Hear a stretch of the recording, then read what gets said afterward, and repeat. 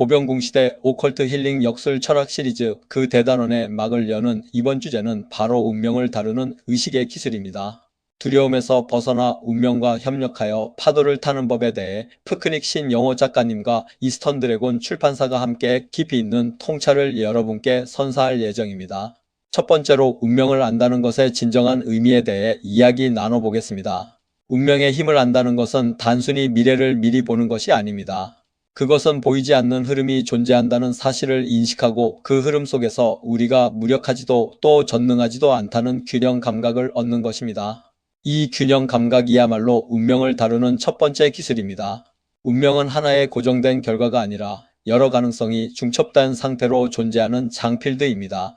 즉, 고정되어 있지 않으면서도 완전히 자유롭지도 않은 것이죠. 우리는 이 장 안에서 선택하고 반응하고 해석하면서 자신의 현실을 만들어갑니다. 여기서 중요한 것은 운명을 아는 능력보다는 운명을 다루는 태도입니다. 다음으로 운명에 굴복하는 것과 다루는 것의 차이를 살펴보겠습니다. 운명을 안다고 해서 그것을 이길 수 있는 것은 아닙니다.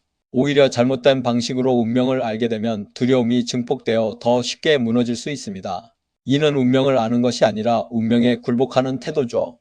반대로 운명을 다루는 사람은 미래를 확정하지 않고 흐름을 일대 결과를 고정하지 않습니다. 불확실성을 두려워하기보다는 작동할 여지로 받아들입니다. 세 번째는 운명이라는 미지의 힘입니다.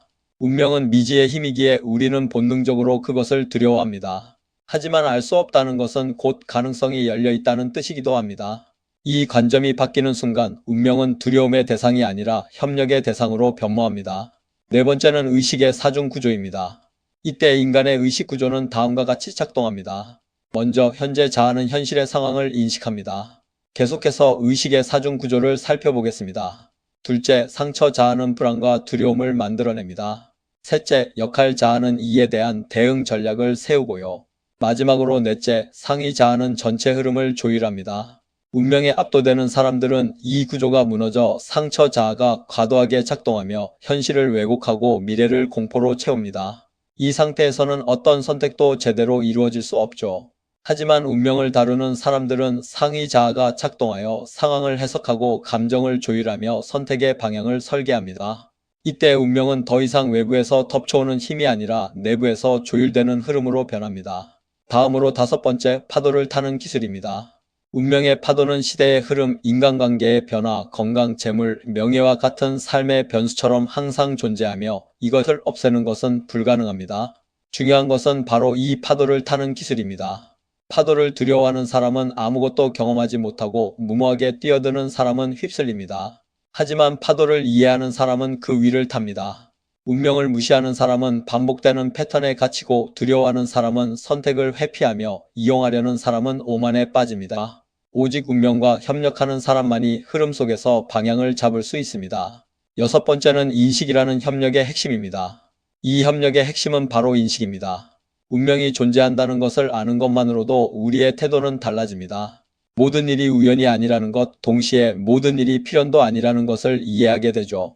이 중간 지점에서 인간은 비로소 책임감을 갖게 됩니다. 운명은 방향을 제공하지만 결정은 인간이 하고 조건을 제공하지만 해석은 인간이 하며 기회를 제공하지만 선택은 인간이 합니다. 일곱 번째, 두 가지 극단을 넘어서는 지혜입니다. 이 구조를 이해하지 못하면 우리는 모든 것은 정해져 있다는 체념이나 모든 것은 내 의지대로 된다는 착각이라는 두 가지 극단으로 흐르게 됩니다. 이 둘은 모두 현실을 왜곡하죠. 운명을 다루는 지혜는 이 두 극단을 넘어서 흐름을 일대 집착하지 않고 선택을 하되 결과에 매이지 않는 상태에 있습니다. 여덟 번째, 인내, 지성, 용기, 바로 의식의 세 기둥입니다. 이러한 상태에서는 우리의 힘이 달라집니다. 인내는 단순히 버티는 것을 넘어 흐름을 기다리는 능력이 되고, 지성은 단순한 지식이 아니라 상황을 구조적으로 이해하는 능력이 됩니다. 또한 용기는 무모한 돌진이 아닌 두려움을 인식하면서도 움직이는 힘이 되죠. 이 세 가지가 결합될 때 우리는 운명의 파도를 견디는 것이 아니라 활용하게 됩니다.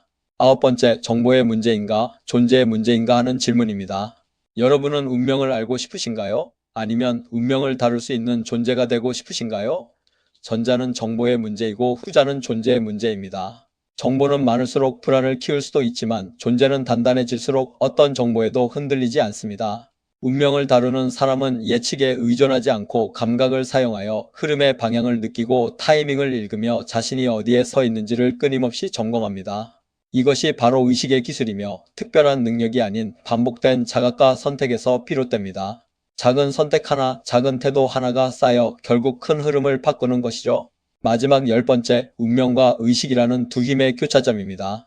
운명은 거대한 힘이지만 인간의 의식 또한 그에 대응하는 힘을 가지고 있습니다. 11번째, 운명을 아는 것과 운명을 사는 것의 차이입니다. 이 지점에서 삶은 전혀 다른 의미를 갖게 됩니다. 고통은 더 이상 피해야 할 대상이 아니라 이해해야 할 신호가 되고, 시련은 우리를 무너뜨리는 힘이 아닌 방향을 바꾸는 계기가 되죠. 이것이 바로 운명을 아는 것과 운명을 사는 것의 근본적인 차이입니다. 마지막으로 스스로에게 물어볼 중요한 질문이 있습니다. 나는 지금 운명을 두려워하고 있는가? 아니면 운명과 협력하고 있는가? 나는 미래를 맞추려고 하는가? 아니면 현재를 정렬하고 있는가? 나는 흐름에 휩쓸리고 있는가? 아니면 흐름을 타고 있는가?